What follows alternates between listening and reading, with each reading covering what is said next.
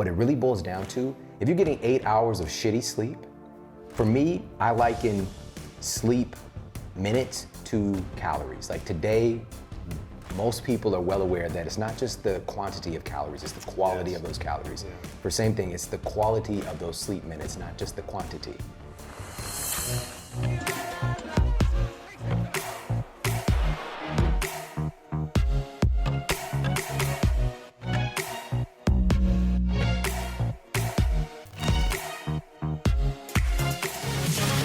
All right, welcome back to the School of Greatness podcast. My man, Shawn Stevenson brother? in the house. It's Good been a to see you, while, man. brother. Yeah, it's been a minute. We had you on, you were saying 4 years ago. I thought it was It's 2 been years. almost- I know time has flown by. Time, man. It's crazy. Time. So for those that don't know Shawn, you are the expert on sleep and more than sleep now, but you're known for sleep. You've got a book about sleep. Yeah. But you're just an amazing researcher on the body and on human performance and on nutrition, food, training, sleep, and you're doing more on the emotions and everything on how we can perform better as human beings. Yeah. Would I say that's about accurate? Absolutely, yeah, man. Yeah. And you just moved to LA, so welcome. Yeah, you've been welcome to the telling me View. for years, man, to come out here. We have some stuff in common. I lived in St. Louis for 6 years. You grew up there. Born and raised. Born and raised, man. Yeah, St. Louis. I still have 314 area code Yeah, myself. me too. Do you? So I still held that. That's been like 20 years having that cell phone number since 1999. And we're here, man. You've done some amazing things. You've got a book on Audible. It's one of the top books, Sleep Smarter on Audible. That helps so many people sleep better. And I thought it'd be perfect going into a new year and new decade to figure out how can we sleep better? What are the main keys for sleeping better moving forward? We talked about this 4 years ago. What's the same and what's updated on how we can sleep better? Yeah, man. You know, the thing for everybody to understand, I think it always starts with us asking the right question. You know, and a lot of us, sleep it's just exploded. And I'm so grateful that I was there to kind of thrust this new movement in sleep wellness. I mean, now there's even so many apps that are podcasts that are just storytelling to go to sleep. Yeah. Calm has this series, which is just sleep stories, I think it's called, to help people go to sleep. Yeah. Because it's so hard for us. Yeah, and now we know, but why is it so hard to go to sleep? It's just the environment that we live in today, you know, and it's looking again at the question, so what is sleep actually? We have to start there. What is it? So this is this thing we're chasing after, we're trying to get more of it, we know it's important, but sleep is really, first of all, it's very strange. You know, if you look at some of the characteristics from the outside, it's like you're unconscious. You know what I mean? You're lay there for hours. You're vulnerable.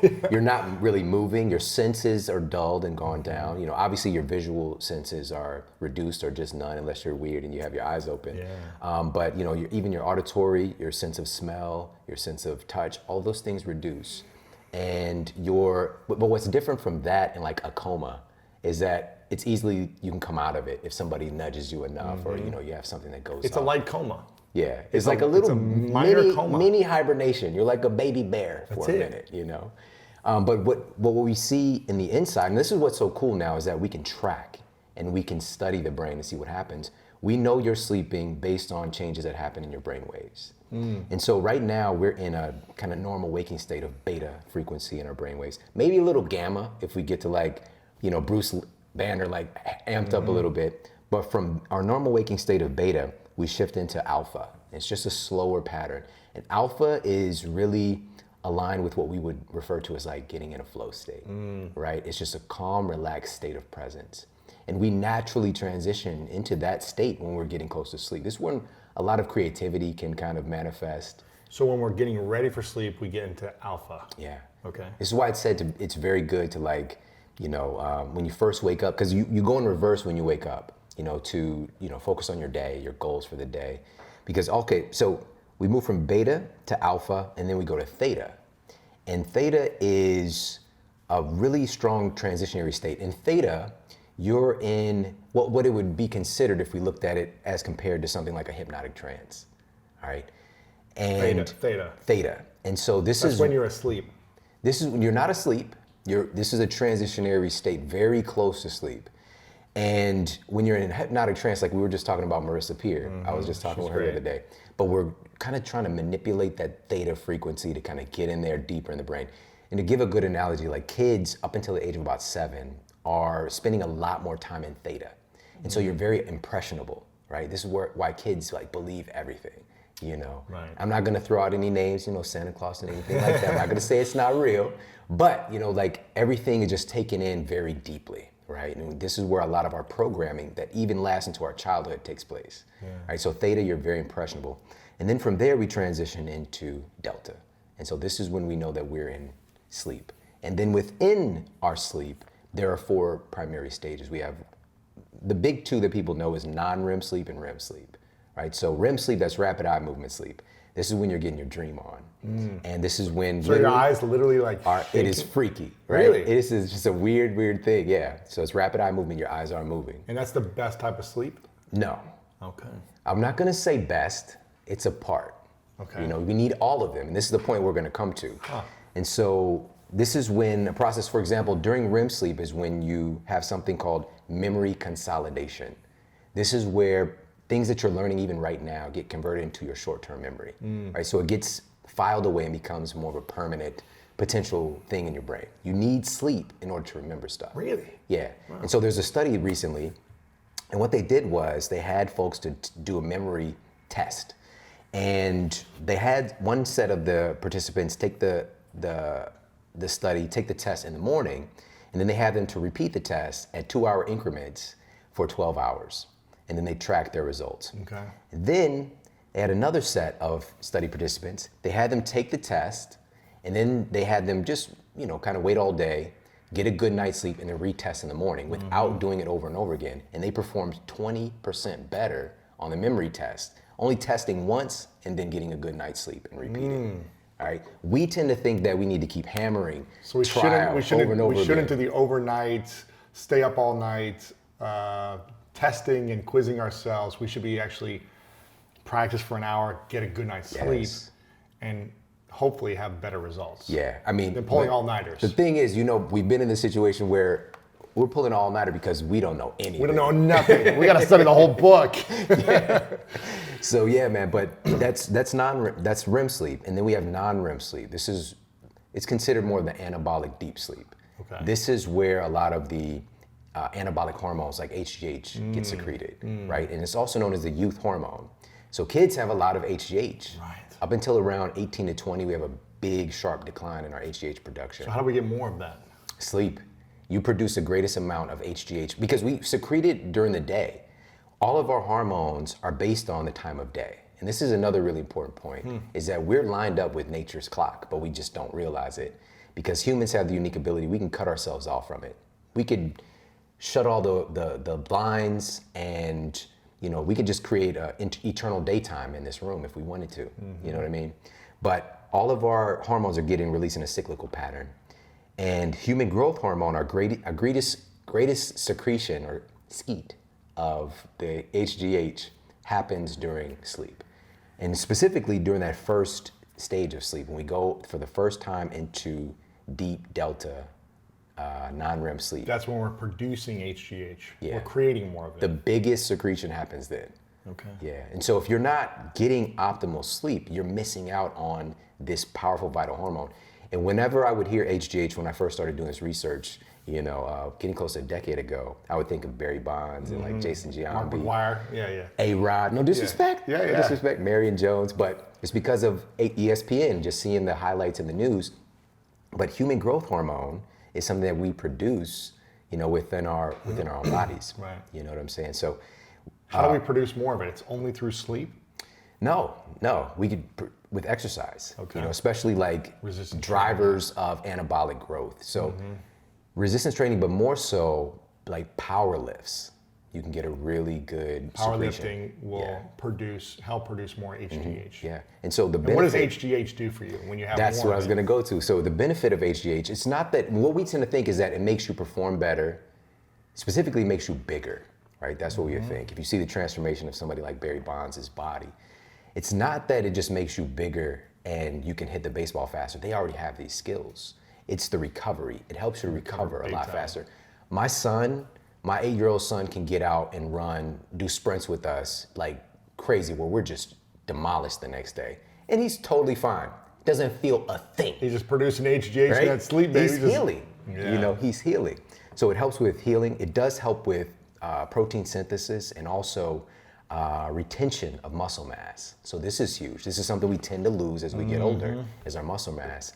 And I think it's really important for us to understand when we're talking about body composition, weight loss, fat loss, all that stuff, muscle is your body's fat burning machinery, really, that's on your frame. You need to have more of it if you want to burn fat. Yeah, because even as we're sitting, we're not training right now, but depending on the amount of muscle mass that we carry on our bodies has a huge impact on how many calories we're burning just sitting here, you know, our resting metabolic rate. Right. You know, so HGH helps you to retain that muscle that you're out there working hard to build. You know, so those are just a few of the things. So what are the main lifts that you would say?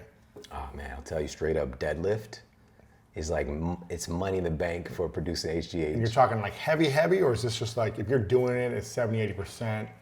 You know, I mean, even 80% is pretty good, you know, but we're talking like getting up there close to your max. Really? You know, yeah, absolutely. And that's for a lot of people, it's like that might be a little bit of fear comes up. Like, I don't want to lift that heavy. I'll tell you right now, I've been in this field for almost 20 years, all right? And what I've seen, people don't get hurt deadlifting. People getting hurt picking up a feather. You know, they're getting hurt picking up a pillow. Why is that? You know? Just because our bodies are so conditioned to sitting and not performing. And we're not doing the things that kids do that keep them healthy, right? One of those things is jumping on the couch or just running around or just picking up stuff. When do we do that? We do it as a kid. And then something happens, and we're just like, you know, our environment starts to say, stop playing. Yeah. Stop playing so much. Especially from where I'm from, it's like, leaving that's something we say, you play too much. Wow, you know? that's so true, man. You play too much. But it's you so should play good a for lot. you. You should play a lot. You know what it does, and this is the thing, this is why, you know, both of us love sports. Yeah. It's a dimension of that that's still socially acceptable, but we love it. You learn boundaries, you learn how to communicate in different ways besides just vocally. You learn how to move your body in space, and like things like proprioception. This is the awareness that of your body in space. You improve your proprioception, your neuroception, all these different aspects of our bodies interacting with our environment and also our internal environment. And if we're not playing, we're missing out on this vital part of our development. Yeah. You know. What are the best ways we can play, you think, as adults? Oh man. Is it sports, or is it just go out and throw a football or play frisbee, or what are the activities you think are best? It's such a great question, man. You know, this is so funny. I've been thinking about this like the last 2 weeks. I didn't realize I was doing this because my 2 sons live with me. I have 3 kids. My daughter's oldest. My 2 sons live with me. I have a 19-year-old son and an 8-year-old son that live in my house. And we just have a culture of like, we're dancing every day, you know, like, I don't know why, we just do it. We're playing every day. Just the other night, my sons, we sat down and ate dinner together. And then afterwards, they were fighting for like 20 minutes. But it was like, you know, they're play fighting. Sure. And there's, with you being a parent, after a while, it's just like, would you shut up? You know, like, stop. You know, like we start getting irritated. You play too much. But then I catch myself like, they're just having a good time. They're learning how to have those boundaries, how to play with each other, how to move in space, how to grab somebody and not hurt them versus hurt them. You know what I mean? So, and they're playing, they're having a good time. And the thing is, I'm the one who usually initiates it. I just want to do it for a couple of minutes. Right, not and for then an I'm just hour. like, all right, guys, chill out. You know what I mean? And so that's one of the things is, if you have children, play with your kids. What's that mean, play? Wrestle?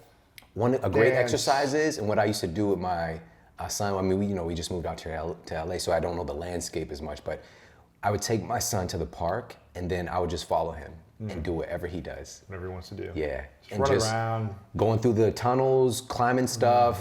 I follow you. He's the boss.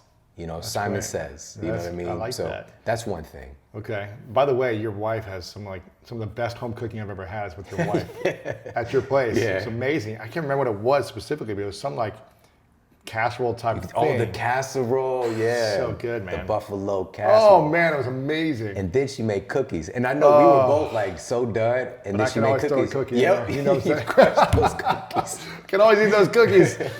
That's my downfall, sugar. Yeah. How bad is sugar for sleep? That's such a great question, man. Because that's the only, I wouldn't say it's the only, but it's one of the negatives about me is that I eat too much sugar. And then I'll go off of it for like 60 days, right? I'm like extreme. Yeah. I'm all in on a bag of cookies. I can't just do one. Yeah. or I'll do nothing for a long time. But I think that deprivation can lead to the rebound behavior. Probably, because You I'm know just what I like, mean? now I need it. Yeah. So here's the thing. So there was an incredible study that was done, and it's difficult to do human studies when it comes to addiction because of the implications, right? But there was a fantastic study done using rodents, using mice. And what they allowed the mice to do was have free access to either cocaine or sugar. And they picked sugar. 96% of the time. The cocaine was not enough, right? They were so addicted to the sugar. And they took... Well, sugar probably tastes better too, right? They took rats that were already even addicted to cocaine, and they quickly progressed and shifted over to an addiction to sugar. Wow. It's that strong. And like we humans, we're hardwired. If we're just looking at our biology, we're hardwired through evolution to crave and to enjoy sweet things. For our biology, it's an implication that there's a lot of dense calories there. It's a dense calorie source. Yeah. It's not a calorie rich. It's not like a healthy calories, right? Right. Not necessarily, but even the sugar we'd be exposed to through our evolution would be something like the biggest gift we'd run into maybe was some honey, you know. But today we have everything 24/7. It's a whole. We're not wired up for this exposure. That's the thing. Yeah, and honey was probably like a nice. It was probably so strong, and then you just put a little bit on to add, not like you dump the whole thing in there like a Winnie the Pooh or something. Right. It's just like licking out of the jar, because I can drink a whole jar of honey if I wanted to, you know what I mean? I was so addicted to Honey Nut Cheerios. Like that was my jam. God, those are so good. That little bee, man, it was like my bestie, man. Oh, those When I met my wife and I was like shifting, like I changed my health, and I've been working as a personal trainer for like a year and a half. But that was my thing. I was like eating organic, whatever, but I had my Honey Nut Cheerios. Wow. It was my midnight snack, right? But here's the thing. The milk tastes amazing. Afterwards, the milk. Oh my gosh, it's so good. Don't get me started, man. I haven't had cereal in a long time. Yeah. That was one of the things that was the hardest for me to let go of. But it's something I eliminated essentially from my diet. Yeah. And I just replaced with cookies or something else. Yeah, man, it's crazy, dude. The culture again. That's the big thing. But just on that point of how does this affect our sleep? I think it's a really great question. And so the first thing to understand is the impact that sugar has on various hormones. If we're thinking about, cortisol, for example, or, stress response. And basically what happens is when we eat a high concentration of sugar, we get this hit and it feels good. We get like a serotonin hit, And this is why some carbohydrates, like if we are selectively getting our carbohydrates, it can be a good thing, right? But it's just when we go too far and we have a hypoglycemic response, right? And so we get a blood sugar spike and then a blood sugar crash. And that for us, that's emergency to our biology, because when your blood sugar goes too low, you have reduced brain function, and your body, if we're talking about survival in the conditions that we evolved in, you're not sharp. You're tired. Exactly, and you can be more of a victim, right? And so, or prey. And so what happens is you get a response from your sympathetic nervous system and your cortisol levels, norepinephrine, adrenaline. All those things start to spike to lift your blood sugar back up again. So you're not vulnerable. Exactly. So that you're just sharp and ready and okay and prepared. So your body's just going up and down all day, as opposed to a steady and maybe a spike when you eat a little bit and then steady and right? Or if we're talking close in proximity to sleep, that's going to really mess your sleep up. Yeah. So when, there's all these different people that talk about intermittent fasting or when you should stop eating by, what does the research say about eating before sleep? Anything, whether it's healthy, a snack, a dark chocolate, a wine, I don't care what it is. Yeah. Is there a time limit you should stop eating by before sleep? And is there certain foods you can eat before sleep that will actually benefit or not? Yeah, this is a good question. I've been looking into this for quite some time now. So let's address both of these things. Yes. Let's address wine, let's address alcohol, and let's address food. All right, so with alcohol, so what we do know is that alcohol does in fact help you to fall asleep faster. This is a fact across the board. Yeah, it relaxes you. Yeah, it's a sedative, and that's all good. The issue, however, is that we experience something with alcohol in your system and how your body metabolizes alcohol, It's called a REM rebound effect, right? REM rebound effect. And so what happens is we go into, earlier we talked about those sleep stages. Basically, you are unconscious, but your sleep stages are fragmented and broken. And so we'll go into a deep sleep. What are the stages again of sleep? So we're transitioning as we go from You're awake? waking state to sleep, we go from beta, alpha, theta, delta. But within our sleep, we have these 4 stages. So we have non-REM sleep, REM sleep, and some transitionary stages. Gotcha. And so some of these stages, when we're actually asleep and unconscious, get broken. And so our REM sleep is suppressed, right? And remember, REM sleep is where a lot of memory processing takes place. So if you're drinking a lot at night, you'll have less memory. Is that what I'm hearing? Do you know anybody who is drunk before they went to sleep and not remember what happened? Lots of people. Yeah. Wow. It's because of the sleep. So it doesn't matter. It doesn't matter that you got sleep. It's the quality of your sleep that matters. Yes. Yeah. And you can literally forget what happened. You know, this whole. So many people say that. I don't remember a thing. Yeah. It's because their REM sleep is damaged. Wow. But then there's a big rebound effect with the REM sleep towards the end of the sleep cycle. If somebody is like getting 8 hours of sleep on alcohol, and so again, but this is not to say you can't drink. Right. It's just I would recommend give yourself a little bit of a curfew with the alcohol. Of a couple hours if you can. Like if you plan on getting to bed at midnight, maybe just stop drinking around 10. Give your body metabolizes alcohol relatively quickly for most folks, and you can accelerate and support the process by having some more water. Is there a thing as having too much water before sleep? If peeing is a problem, like so many, people come into my clinic and they're just like, I keep getting up in the middle of the night. They don't drink water all day, then they guzzle it before they go to bed. But there are some situations when folks have issues with their bladder and kidneys, things like that. But for most folks, if you're drinking water before bed and you're waking up once messes up your sleep, is what I'm hearing. Yeah. I mean, it can, but I don't want to make a psychological big deal out of it because it's okay. There's even research now, and it's come out recently, just in the last couple of years, about humans having basically 2 phases of sleep. There's some evidence. Wake up for a moment and then go back to sleep. So what would happen if we're talking, 1,000 years ago? Let's go back even further, 10,000 years ago. Yeah. When folks are, you're living in tribes, you got a hut going, right? Yeah. So you go to sleep, but first of all, we would go to sleep earlier because when it gets dark, 7 o'clock at night. Yeah. Safety, right? You're not out and about on the tundra, you know what I'm saying, where the lion can see you, but you can't see it, right? You're at a cave. Yeah. And even if you think about sleep, because again, like I've been just processing this stuff for the last few years, if it wasn't as valuable as it is, we would have evolved out of it a long time ago. Just if you think about how vulnerable you are, right? It's just so much magic happens when you're sleeping that we just can't get anywhere else. And so anyways, we would go to sleep when the sun goes down, and wake up so just say somebody goes to sleep at 9 o'clock. They sleep until maybe 1. You get up, maybe have a little snacky, maybe have sex, maybe, if you got fire, maybe you write or read by fire. But today, phone, right? If we get up, midnight snack, beaming light coming out of the refrigerator. Crazy, right? And, and we're grabbing a Twinkie, you know what I mean? But then you go back to sleep and you'd have time to get another, 3-4 hours of sleep in addition to that. Yeah. So what I'm trying to say is it's not a problem that we wake up at night. And I've seen so many people get just very, just psychologically troubled. Messed up, yeah. That I wake up at night. It's okay.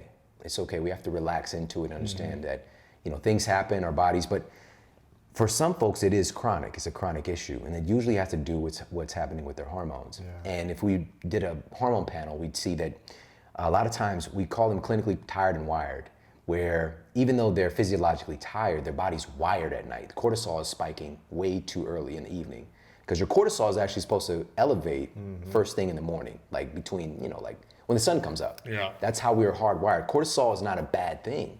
And that's another thing I want to make clear today. None of our hormones are bad. We wouldn't have them, but it just gets all of the bad press now. But cortisol helps your thyroid to work. Right.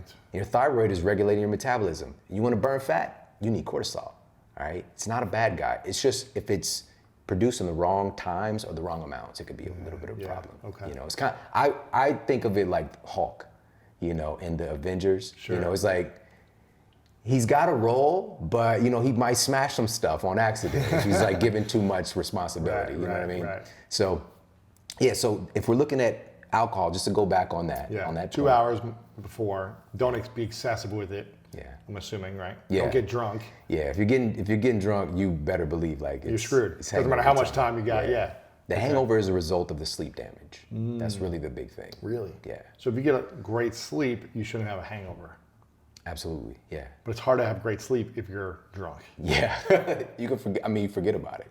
But also, and I know that a lot of people experience this, that you can handle it more when you're younger, right? Yeah, but it's still, you're not going to remember things. Yeah, I'm not saying that part. Yeah. And also we're accelerating our aging when we do stuff like that. Sleep deprivation, I don't know if you talked with her, but I was talking with Alyssa Epple. And so her co-author of The Telomere Effect,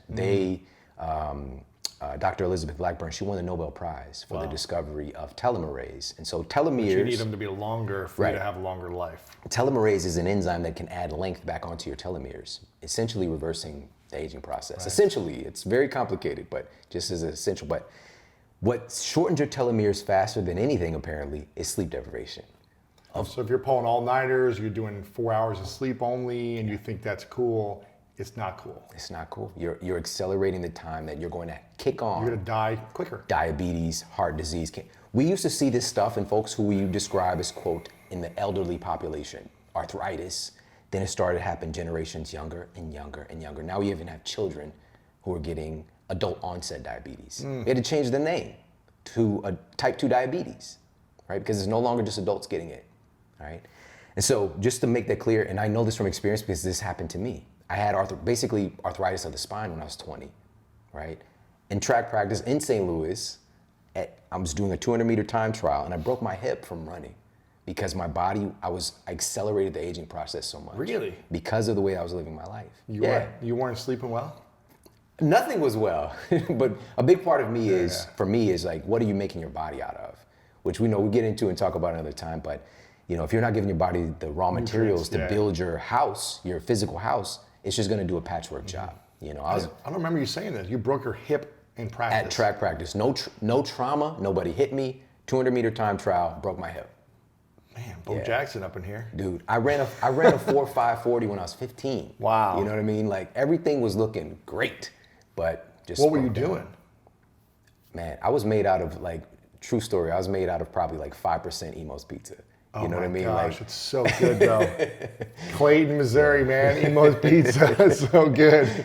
Like I barely ate, I didn't eat a salad until I was in my 20s. Like I didn't eat salad until about 5 years ago.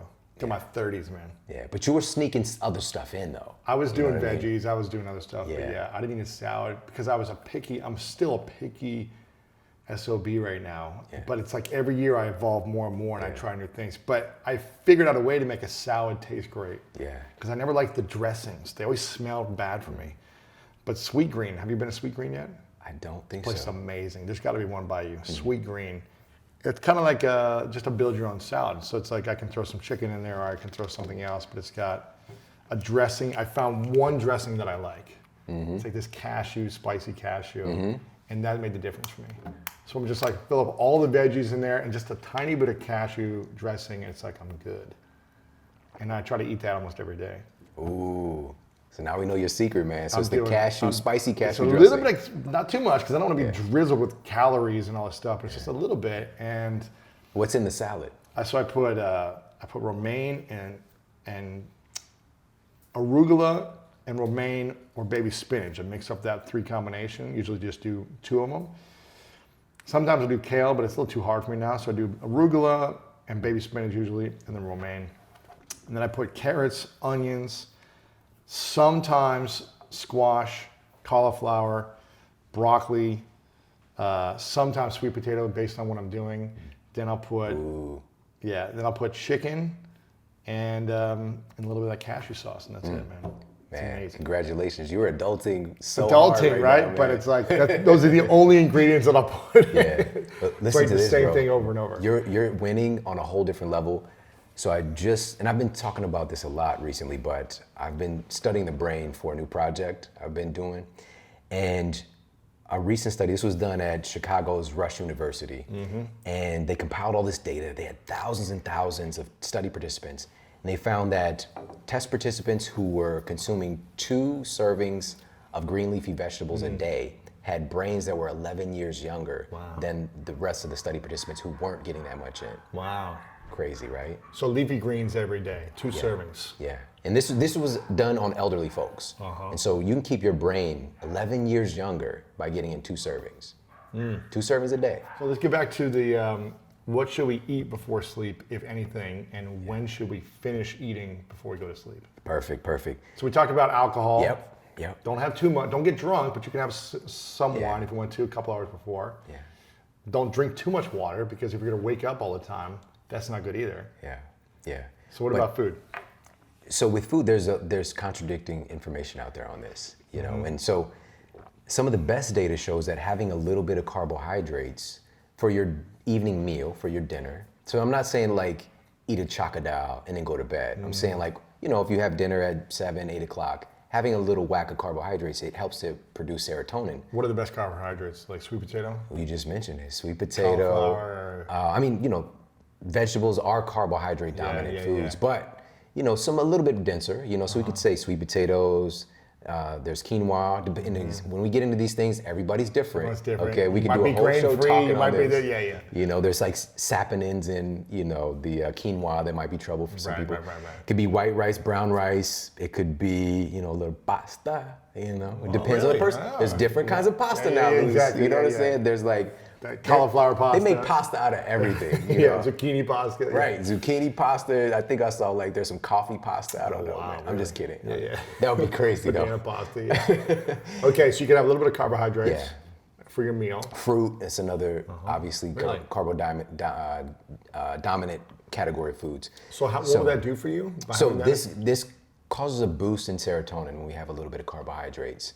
And so I know there's a big keto movement, which again is a wonderful framework. I use all these different frameworks in my nutrition practice as a consultant and as a nutritionist for, again, you know, almost 20 years now I've been in this field. But and I would base it on what the person needed, right? And it's always dependent on you and where you are right now, which might change.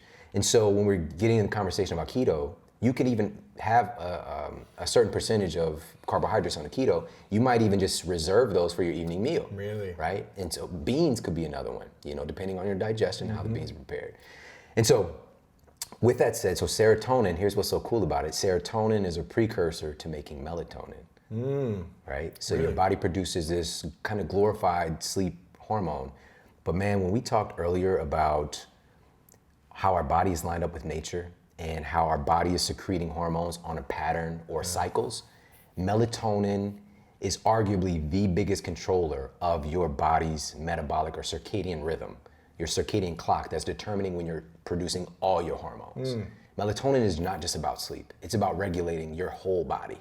That's why there's so many supplements coming out, melatonin supplements that are doing so well, right? Yeah, but you gotta be careful. Like that's straight up hormone therapy. You know what I mean? It's such a big regulator and controller.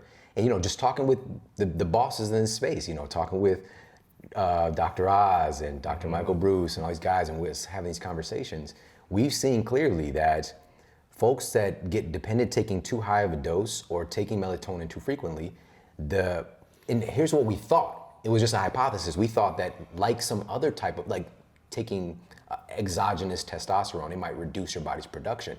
It doesn't reduce your body's production of melatonin, which we got to come back to where this is happening.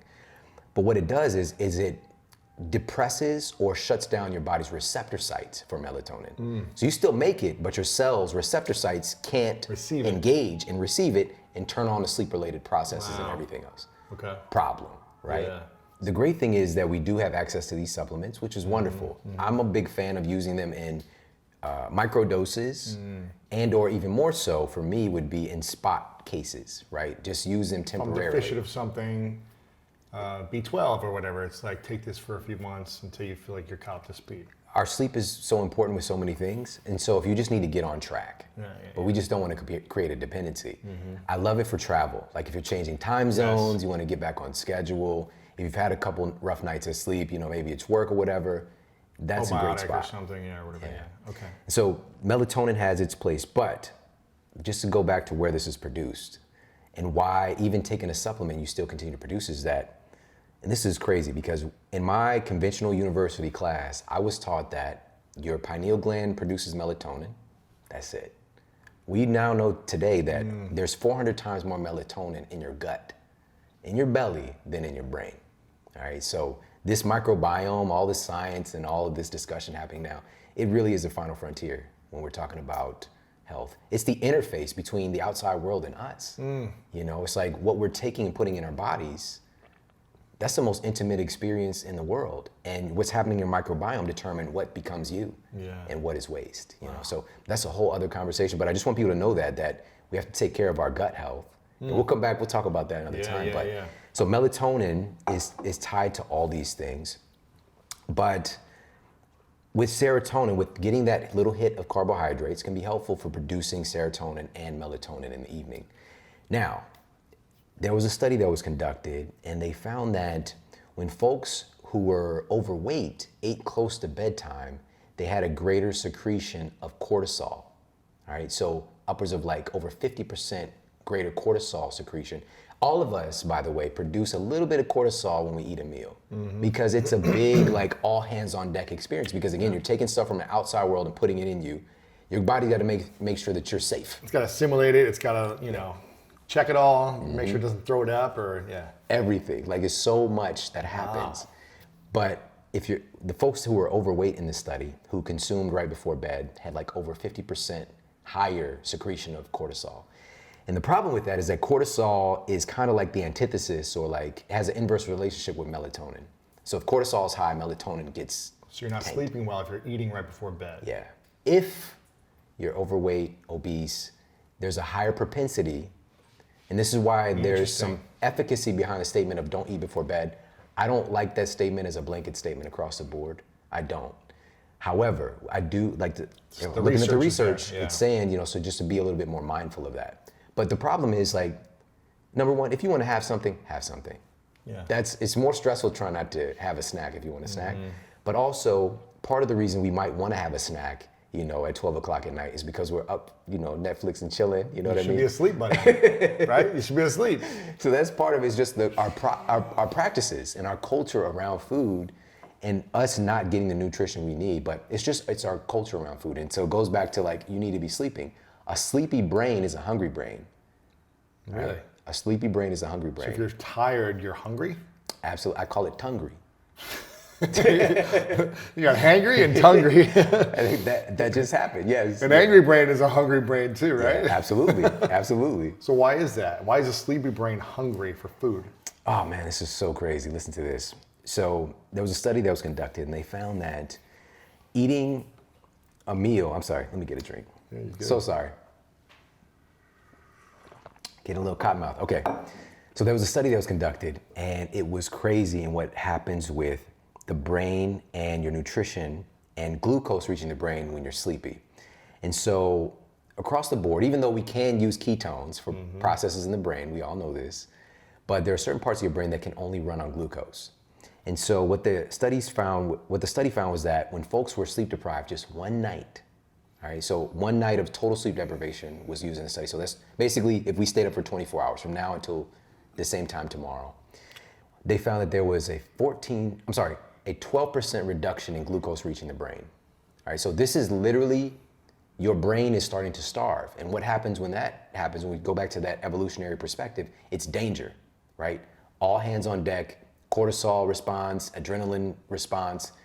It is a dangerous situation. Yeah. And they found specifically 14% of that carbohydrate reduction or glucose reduction reaching your brain cells was from the prefrontal cortex. So that's the most human part of your brain responsible for executive function, social control, distinguishing between right and wrong. So your ability to even choose whether or not to eat a food is dramatically reduced because your brain is like starving. If you've ever had ice cream, if you've ever had cookies, if you've ever had a candy bar, your brain knows, hardwiring, I can get a dense source of glucose to shoot it back to my brain because I need it. Yeah. And so that's when we get into a battle of our biology versus our willpower. Your willpower is going to lose out eventually. It's true. You know, even for the toughest among us. You know what I'm saying? So, but why stack conditions against yourself? And we do that when we're sleep deprived. And so that's what I want people to know is that it's not, a lot of times these things aren't necessarily your fault when you're trying to battle it out and not eat a food. It's because our brains are usually, a tired brain is a hungry brain. Wow. So what would you say is the optimal evening routine, or the one that you do? Yeah, that's a great question, man. Great question. It's evolved, you know what I mean? And that's what I want people to take away too, is that you can change. There's so much cool stuff that we can do today. Yeah. You know, you got meditation, you got journaling, you got, you know, Tai Chi, you know what I'm saying? There's all this stuff you could do, you know, playing board games. There's that cool, have you played the Heads Up? Oh yeah, it's great. Right? It's you great. know? So you've got all these cool things you could do to hang out with your friends, you know, spend time with your significant other. How do we fit it all in? Well, you don't have to do everything, or you can do each thing in a micro way. But so for me, my current evening routine is, number one, just kind of the hallmark thing for me is giving myself some tech-free time before I go to bed, before I lay my head down. At least 30 minutes. Yeah. We all can do this. And Harvard researchers have confirmed, I talked about this, and I pushed this into culture like the last 5 years hard. So if people have heard this, you know where it came from, all right? I've been really working to get this out here. And we've got them right here, man. We got the new iPhone. It's got 3 cameras. Sick, dude. It's fun to play It's amazing. with, right? But this device is the greatest deterrent for our sleep quality today. So you bad. know? And so Harvard researchers confirmed that the light exposure, blue light specifically, and white light, that kind of shoot out from our devices that we can't really see if we're sitting here and we have this light around us, this ambient light. But if you're in a dark room and you see that phone, Right. it's like emanating like this bluish alien light, right? And so what they found was that this light does in fact suppress your melatonin secretion and dramatically increases cortisol. And they got numbers on this. So what they found is that approximately every 30 minutes you're on your device at night, you suppress melatonin. I'm sorry, I said it wrong. Every hour you're on your device at night, you suppress melatonin for 30 minutes. Oh. All right?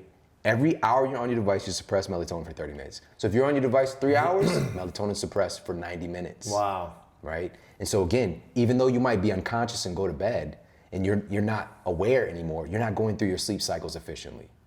So that's what it's really about, is optimizing our sleep cycles. Yeah. And we do that with the way we live our lives. And so just to go back on that point with me, just So 30 minutes. at least, no phone. Yeah, at least. Ideally, we want to see more like 60 minutes, 60, if possible. 90.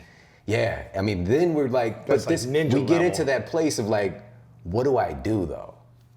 You read a book, you hang out with your friends, you go to But bed. Some people just aren't trying to hear that, man. You know what I mean? So that's no phone and no TV? Yeah. So no, you can't watch your show or your movie, you But can't. here's a couple of hacks, and I'm sure a put the lot of people know glasses this. on, You got the blue light blocking glasses. Yeah. You've got blue light blocking apps for your phone. Like it's built into the iPhone now. You know, and folks who have an Android, they have like night shift. I'm sorry, what is it called? Twilight. Yeah. Is another thing. I believe that's what it's called. Okay. You know, So there's some things you can do. Yeah, so there's things that you can do to kind of reduce that experience. And for many folks, and I know myself included, I definitely do feel like sometimes even it's a neuroassociation. Just putting the glasses on, I would get sleepy. You know what I'm saying? Yeah. Just by You putting the start to feel glasses it, on. like, okay, yeah, chilling out. Yeah. Or we can also, dim the lights around us. Maybe even change some bulbs, a couple of bulbs in your house.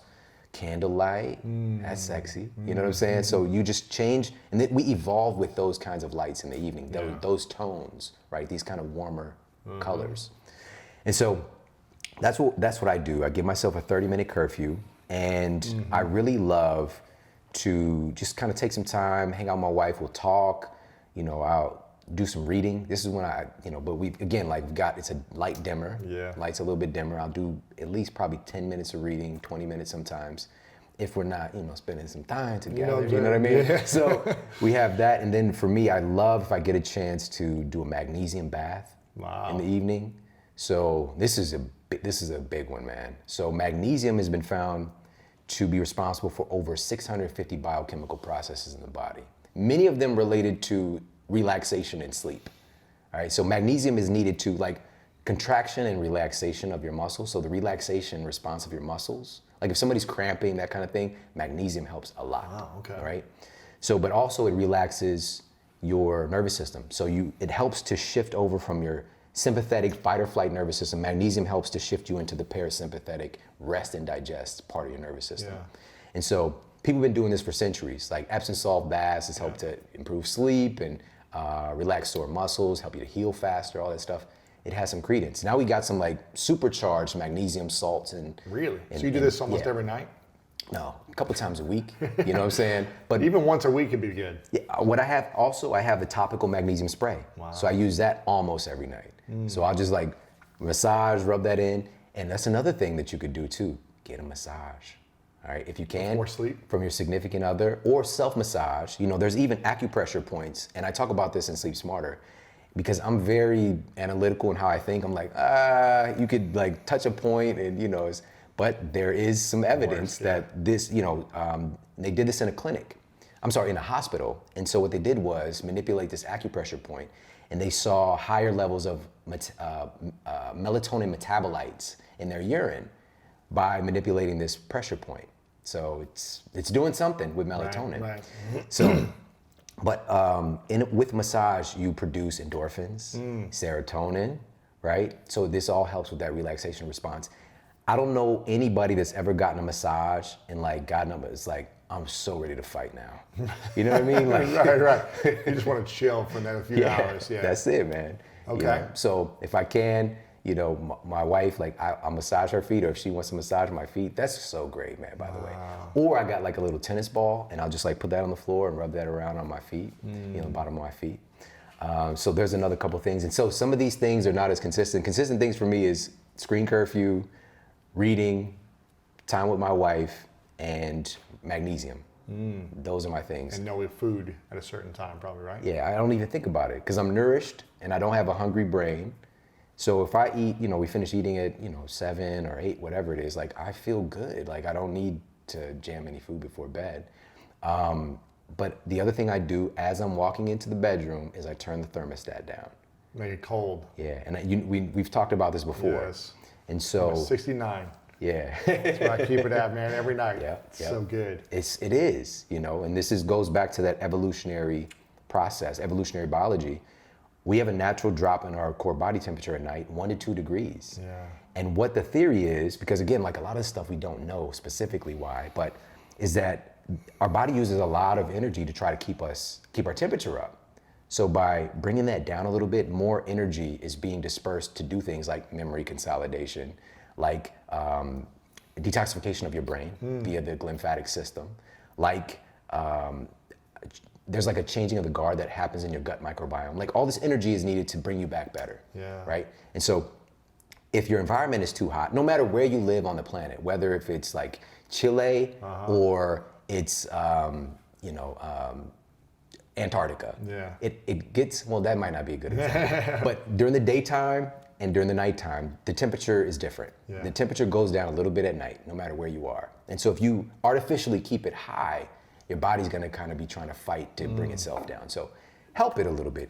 Today we do have access, a lot of us, to regulate our thermostat. Yeah. At least, you know, like during this time of year here in LA, like you can get down, 50s and 60s, like you can just open a window, you know? And so, so that's what I do. I turn the thermostat down or turn the heat off if it's been on all day. Sure. Yeah. Amazing. So that's your evening routine. Yeah. I love it, man. What else do we need to know about sleep? We've talked about sleep sanctuaries and making sure you have the snake plants and all these other things. Do you still do the snake plant? I have not we just moved, so I haven't gotten my whole thing optimized, except like we got some blackout curtains because when you came to my house, like we were out in the woods. Yeah, you know what I mean? Dark. It was dark. You don't need blackout. Right? You got. It was like maybe a little moonlight, but that's our bodies. We evolved with that. That's a natural spectrum of light, and the lux is so much less than what's beaming out of your telephone or the sun. But now, we're like in a neighborhood, so I got some blackout curtains again. But something else that I think people would be interested in is still the buy-in. Like, why does this matter? Why should I be looking at optimizing my sleep for 2020? Yes. Like this is a new decade. This could be the best decade of your life. But it's also with all these opportunities and work harder mentality and be more productive, you're going to get less sleep less quality sleep if you have that mentality as well, right? Yeah. If you're like, so many opportunities, it's a new decade, let's crush the decade, that type of thinking could make you hurtful in sleep, right? When you said crush, I immediately thought of Gary Vee. Of course. And he's like the guy everybody seems like, he's out there just dominating. His thing now that he's out talking about, he gets 7 hours of sleep a night. Yeah. I talked with him maybe 4 years ago. We're having dinner.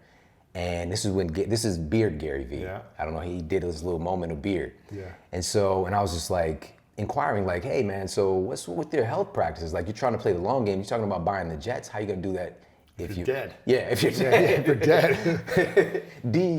DEAD, dead. Yeah, exactly. So what he was like, he's hired a trainer to travel with him because he knows himself to keep him accountable on that end, and he gets his sleep despite what people think, right? And so just keep that in mind. The people that you're looking at and the people that, even the ones that are saying, sleep is for suckers, I promise they're sleeping. I promise. They gotta be. You can't operate, and also they might not be sleeping enough and they're not reaching their full potential. You know what I mean? So be very careful about that, because what you wanna do, you don't wanna just execute. You wanna be the very best version of yourself to get up and execute. You can accomplish so much more when you feel well. I think I saw Steve Harvey talk about, he mentioned something. I think he said sleep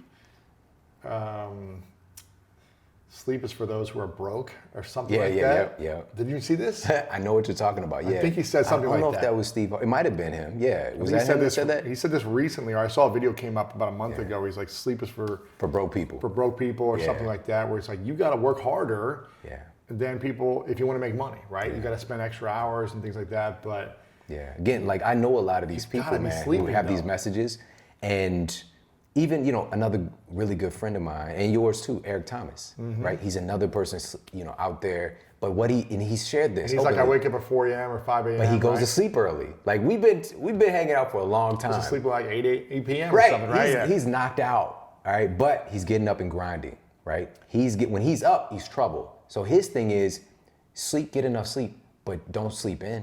Don't oversleep. Don't be lazy. Yeah. That's the difference. It's not don't sleep. That's killing yourself. And you're not showing up as the best you, as we kind of gone through today. Is there too much sleep? Absolutely, yeah. We can, and I know that many of us have experienced this where maybe we sleep longer than normal and we're tired. Like we're super tired when we get up and we're like tired for a while. And a big part of that is just kind of even how we're interrupting our sleep cycles, But that's a, really unique conversation. What is the optimal amount of hours for most people who live busy lives, who are pushing the envelope on work, family, activities? They're doing a lot of things. Yeah. They're trying to fill it all on their plate, achieve their goals and do everything. What would be the optimal amount of hours of sleep for those types of people? I'll tell you right now that 8 hours is not enough for some people. All right, for some people it's 6. For some people it's 7. For some people it's 9. It depends, man. It's the answer that nobody wants to hear because, these so-called experts are like giving people these cookie cutter answers like, you need to get 8 hours of sleep. I think that's wildly negligent to tell people that, because you can become neurotic about something that you don't even really need.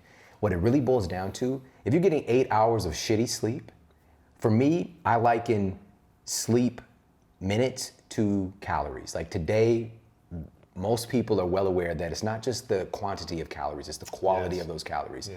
For same thing, it's the quality of those sleep minutes, not just the quantity, right? So you can get like, if you're looking at, what did I mention earlier? A chocodile, right? Versus wild-caught salmon or, Lewis's salad. Yeah. Is there a name of the salad? I should call it Lewis's the salad. Great Salad or something. Because it's a custom bowl. It's the greatness bowl. Yes. The salad of greatness. Yes. So a chocodile versus the salad of greatness, it's going to have wildly different impact on what it does to your metabolism, right? And so the same thing with your sleep minutes. You can be getting like 8 hours of chocodile sleep because of your blue light exposure, because of you not tapping into thermal regulation, because you having issues with blood sugar regulation, and the list goes on and on and on, some of the things we talked about. Or you can get an incredible optimized version of that sleep that only takes you 6.5 hours where you're going through your sleep cycles efficiently and you're waking up feeling like a beast, right? The answer is it depends. The quality of your sleep and who you are and what you're doing right now. Yeah. Because there are times in your life when you know you've had to sleep more, right? Absolutely. If you're like, somebody's training for whatever, your body just needs a little bit more sleep. Maybe you're under a lot of stress, whatever the case might be, it's gonna change. Now we have to honor our bodies. Obviously, I'm a big fan of routine because your body's always looking for routine. But when you're up, life is dynamic, like things are gonna happen. And so I allow myself to change my sleep schedule a little bit, and I try to stay within a nice framework. But if something's going on, like, and I know that I'm stressed, like, man, you know, like I really need to back off. I need to recover. I don't need to push it down more. And this also just comes with experience too. Sure. You know what I mean? So that I can wake up recovered and get back on my grind.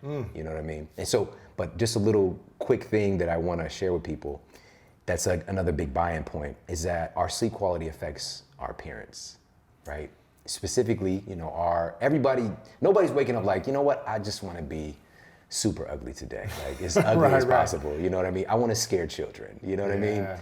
And there was this really cool study that was done recently. So this was just in 2017. And the Swedish researchers, and what they did was they had study participants take a picture after a full night of good sleep. And then they had them take a picture after sleep depriving them, where they're getting about 5 to 6 hours of sleep for 2 days. All right, so they sleep deprive them for 2 days, take their picture again. There's a mixture of pictures that these raters, the people who were rating all the people's beauty, and what they did was they looked at all the different pictures, and this is looking at what's happening in our brains, just again through evolutionary biology. When we see people, we get feedback. Yep. And what the scientists were wanting to do was to find out, does sleep deprivation cause a hesitance to want to be around somebody? Wow. Right? And so what the raters found was that when people were sleep deprived, they were deemed to be less attractive, they were deemed to be less healthy, and they also decided, like, I would be less interested in socializing with this person. Okay? Wow. Just in 2 days of sleep deprivation. And another study by Swedish researchers found that just 5 days of sleep deprivation, you know, just getting less than 6 hours of sleep, led to 45% increase in fine lines and wrinkles in the face. It aged you very quickly. But the good news is it reverses, not as quickly. It rebounds. Yeah. Wow. It's called beauty sleep. Why don't we talk about this more? It's true. You know what I mean? It's called beauty true. sleep for a reason. There's real rejuvenative magic in this. In sleeping. You know what I mean? And so looking at how we feel about other people and how we're showing up in the world, like your sleep has a big impact on that. And tell people about sleep debt.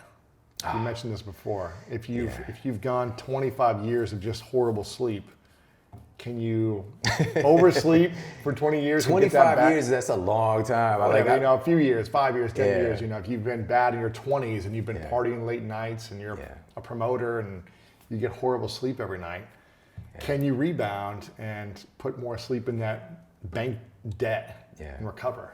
And the way that we think about sleep debt, it doesn't work like that. The good news is, again, this kind of goes back to the conversation about telomeres. Once we change our habits and our practices, you can do things to start to reverse that aging process in some aspects, right? By lengthening those telomeres, by doing good things for your body, which includes getting more sleep. So you burning the candle at both ends, or burning the telomeres at both ends, you can reverse that process. Okay. That's the good news. That's good. Now, in the context of sleep debt, so if you're just sleep deprived for, you know, just say you're going like months at a time, getting, you know, 4 whatever hours, your incidence of heart disease is skyrocketing, heart attack, stroke, diabetes, all this stuff is going up. Chances are you're not gonna make it very far. Some people, even people listening, are like, well, I'm fine. You gotta be careful about that. Now, that sleep debt is a lot to pay back. If it's like a day or two, maybe 3-4 days at the most, and you kind of catch up, you know, maybe on the weekend, that can be helpful. But it's still like you're not getting back as much as you're taking out, if that makes sense. So the best strategy is to get high quality, for the keywords, high quality sleep more consistently. And then if something happens where it throws you off, like, you know, you go out, whatever, you know, like you got an event for a couple of days, all good. But guess what? You're gonna probably be pretty destroyed and you're going to want to sleep more and recover. Of course, yeah, of course. You know what I mean? But if you're constantly dipping into that bank account, you can't readily pay it back as much as we think. Got it, man. Dude, this is awesome stuff. And you cover a lot of this in your podcast, your book. Where can we find your podcast and listen to that? Yeah, I mean, they're listening to this amazing podcast. They'll find my show. It's called The Model Health Show. Yeah. And I think we started like maybe 6, 7, 8 months after you. Okay. And so I'm about to be 7 years end of January. Yeah. So you're like 6 years. We're coming up in 6 years, yep. Wow. And so what we do is we create master classes on specific subjects. So whether it's obviously sleep wellness or metabolism, fat burning, natural treatments for things like depression and diabetes. And then I really strive to bring on the very best people in the world in their respective fields of health and wellness. And so we do master classes where it's solo episodes with me, and we bring on the best people in the world. And it's amazing, man. It's a really great time. Yeah, it's a great show. I love it. Thank you, It's really powerful because you break down all the research that you're finding, and you kind of share people with all the science and the proof of these things. Yeah. Which I think is powerful. You're not just sharing ideas or thoughts, you're really digging in. So, and you've got some other projects that you're not talking about right now, but we'll have you come back on sometime and talk about those things.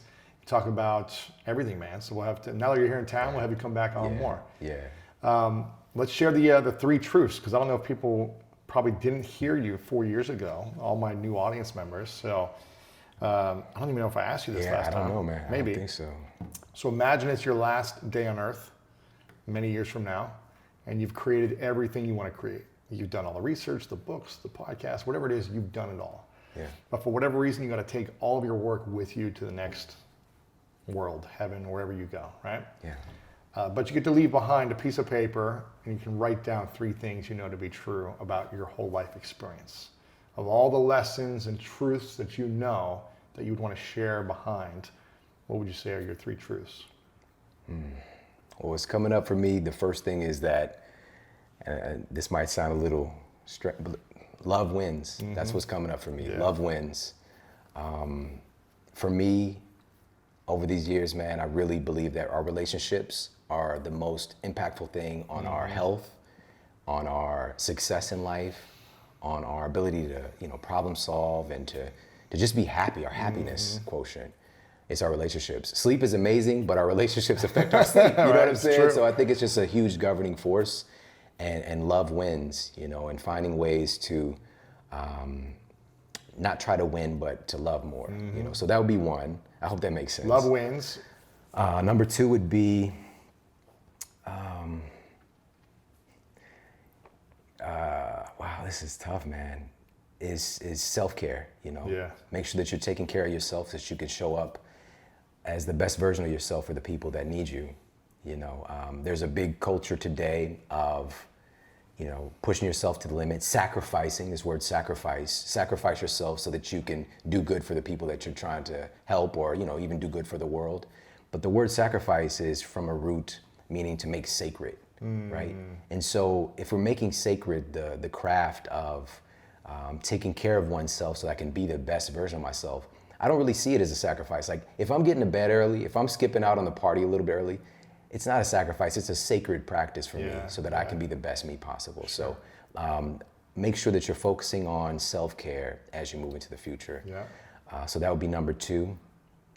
And number 3 would be to laugh as much as possible and have fun, be with people who make you laugh, cultivate humor. I came from a place where there was a lot of, it was crazy, man. Like, people from where I'm from, you can have, post-traumatic stress syndrome, you don't even realize it. The sirens, the gunshots, the violence. When you go outside, you don't know what's gonna happen, you know what I'm saying? It could be a nice day, everybody's out playing, shooting hoops on the crate, you know what I mean? Or, it could be a drive-by, and you got the drug dealer right next door.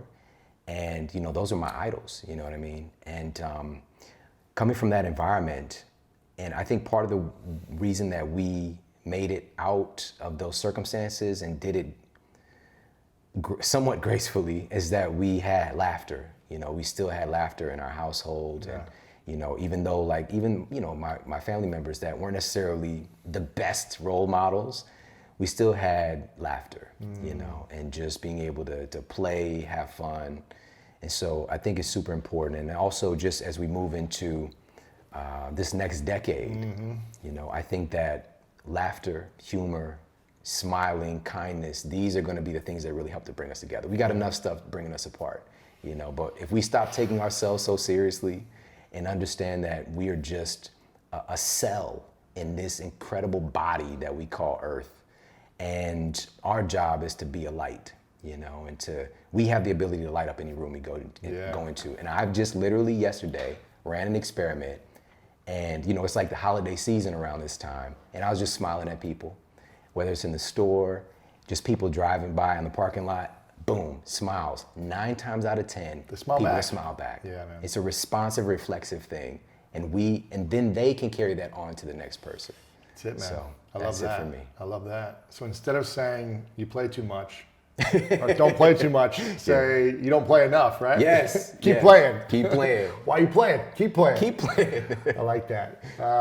Awesome, man. Well, I acknowledge you, brother. I appreciate your wisdom. I appreciate all the research that you spent so much time on to give us clarity and peace of mind, because these are scary topics and ideas that there's so much noise out there, and we don't know what's true and what's not true, and we don't know what to do. There's usually too many options, too many things to try. So thank you for creating clarity, creating the research and the foundation for us to have routines and simplifying all this mess. Awesome. So I acknowledge you, brother. Thank you, man. I received that, man. Thank you, bro. Of course. Okay, final question. What's your definition of greatness? My definition of greatness.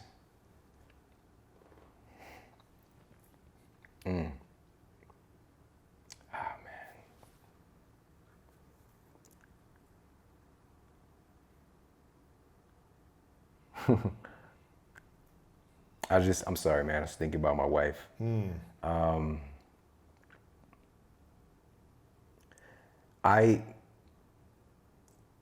Coming from where I come from, and you know, I went to the other extreme. I just started to give myself my time, my energy to everybody else. Yeah. And I kind of lost myself, and I was trying to find like enlightenment, and you know, I was doing all this meditation, and I was brought this concept of non-attachment.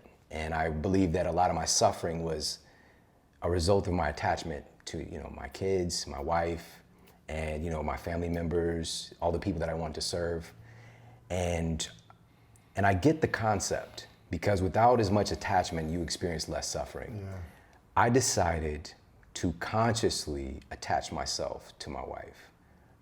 It's not a ignorant love and attachment. It's a chosen, decisive, intentional attachment. And so for me, greatness is loving somebody more than anything else you can imagine. I love her so much. Wow. I would, of course, like many of us feel like, you know, we're jumping from a bus for somebody, but I, more so than give my life for her, I want to live for her. Wow. You know, so that's how I feel. That's what greatness is to me, you know, is being able to live fully and completely for somebody else. Shawn Stevenson. Thanks, brother. Beautiful, man. Appreciate that. Thank you.